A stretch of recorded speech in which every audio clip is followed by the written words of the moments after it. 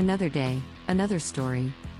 Once upon a time, in the late 19th century, the world was a vastly different place. Communication was limited to letters sent through the post and telegrams, which were expensive and often took days to reach their destination. Alexander Graham Bell was a Scottish inventor who lived in the United States. He had a passion for communication and had spent many years experimenting with ways to transmit speech over wire.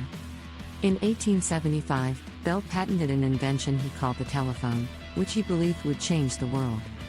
At first, no one took Bell's invention seriously. People laughed at the idea of talking through a machine and thought that it would never replace the simple telegraph. But Bell was determined to prove them wrong. He continued to refine and improve his invention, and eventually, the first telephone was born.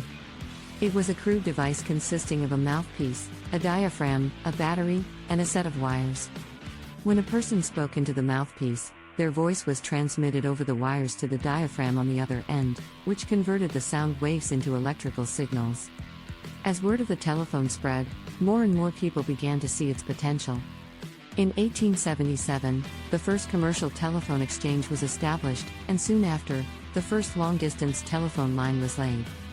The birth of the telephone marked a major turning point in the history of communication and transformed the way people connected with each other. Today, the telephone has evolved into a device that is much more advanced and powerful. From the clunky, wire-bound machines of the 19th century, the telephone has become a sleek, sophisticated tool that enables us to communicate with anyone, anywhere, at any time. And it all started with the birth of the telephone.